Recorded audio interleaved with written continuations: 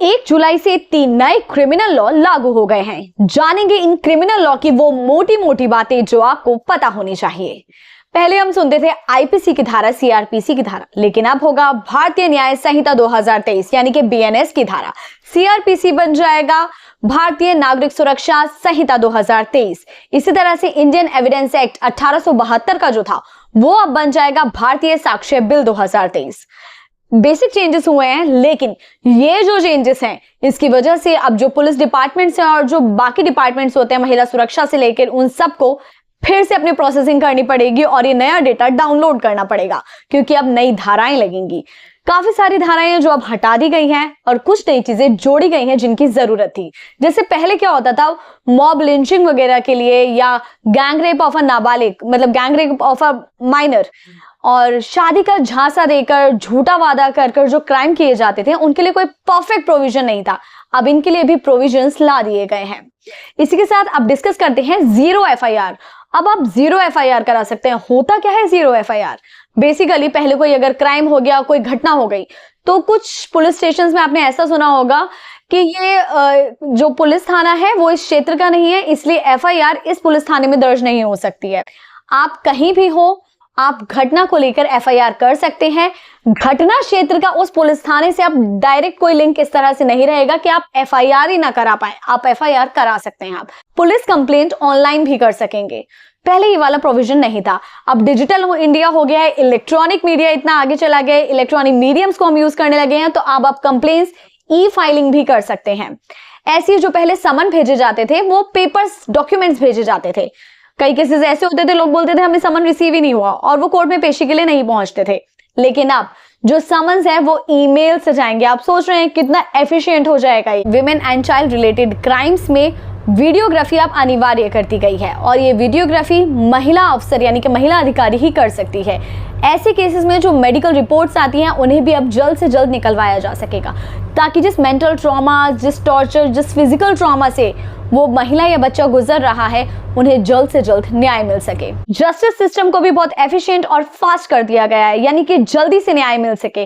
कहा जा रहा है कि पहली हियरिंग के बाद 60 दिन के भीतर ही पुलिस को चार्जेस फ्रेम करने होंगे। आप उसको लंबा नहीं खींच सकते हैं। और जब ट्रायल शुरू हो जाता है, यानी कि आरोपित अपना बयान देता है, गवाह पेश किए जाते हैं, ये सब कुछ होता है, जब ट्रायल कंप्लीट हो जाएगा उसके 45 दिन के भीतर ही जज को अपना निर्णय सुनाना होगा। आप केसेस को लंबा नहीं खींच सकते कि केसेस चलते जा रहे हैं, ये नहीं होगा अब। तो सोचिए कितना फास्ट हो जाएगा हमारा ये जुडिशियरी सिस्टम। इसी के कई सेक्शंस में रिडंडेंसी देखी गई थी, यानी कि आईपीसी में जो 511 सेक्शंस थे अब उनमें डुप्लीकेसी और रिडंडेंसी कम करते हुए, मतलब एक जैसी दो बातें एक जैसी लगभग लिखी हुई हैं, लगभग एक जैसी धाराएं लग रही हैं, उनको रिड्यूस करते हुए जो हमारा बीएनएस है, जो नया भारतीय न्याय संहिता है, उसमें सिर्फ 358 ही सेक्शंस रखे गए हैं। 511 से 358। सोचिए कितना इजी हो गया और कितने लिमिटेड, कितना नैरो कर दिया गया है इसको। इसी के साथ पहले क्या होता था, कोई कोर्ट जा रहा है तो लीगल प्रोसीडिंग में क्या लिखा हुआ है, वो डॉक्यूमेंट्स में क्या लिखा है, वो आम आदमी को समझ ही नहीं आता था कि मेरे पेपर्स में एक्चुअली लिखा क्या है, अगली पेशी के लिए क्या होना है, ये सब उन्हें समझ नहीं आता था। लेकिन अब इस लीगल लैंग्वेज को बहुत इजी कर दिया गया है, आसान कर दिया गया है, जिससे हम और आप जैसे आम लोग ये समझ पाए कि मेरे डॉक्यूमेंट्स में लीगल प्रोसीडिंग में क्या हो रहा है और इसमें क्या लिखा हुआ है। अब ये नया लॉ इंप्लीमेंट तो हो गया, लेकिन जो सारे हमारे डिपार्टमेंट्स हैं उन्हें कितनी ईज होगी इन्हें सीखने में और इसके लिए पहले से क्या तैयारियां की जा चुकी हैं उस पर एक फटाफट से नजर मारते हैं। 1 जुलाई को जब ये इंप्लीमेंट हुआ, यानी कि कल, तो बहुत सारी यूनिवर्सिटीज में वेबिनार्स और सेमिनार्स रखे गए लोगों को ये समझाने के लिए कि नया क्रिमिनल लॉ आखिर है क्या। इसी के साथ bureau of police research and development ने 13 ऐसे ट्रेनिंग मॉड्यूल्स बनाए हैं जिससे जुडिशियल प्रोसिक्यूटर्स, अधिकारियों को इसके बारे में सिखाया जा सके। 250 ट्रेनिंग कोर्स और वेबिनार्स बनाए जा चुके हैं जिससे 40,000 से अधिक ऑफिसर्स, अधिकारियों को इसकी ट्रेनिंग दी जा चुकी है।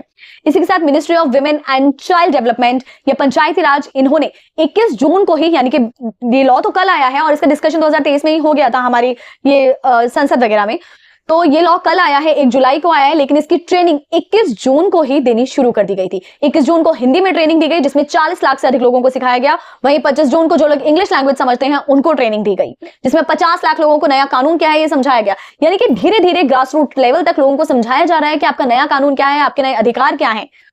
अब देखना ये दिलचस्प होगा कि कितना हमारा जुडिशियरी सिस्टम एफिशिएंट होगा और लोगों को कितनी जल्दी न्याय मिल सकेगा। लोग कितनी आसानी से अपनी लीगल प्रोसीडिंग्स और डॉक्यूमेंट्स को पढ़ सकेंगे आसान भाषा की वजह से। निश्चित ही ये भारत विकसित भारत की ओर बढ़ चुका है। जय हिंद, जय भारत।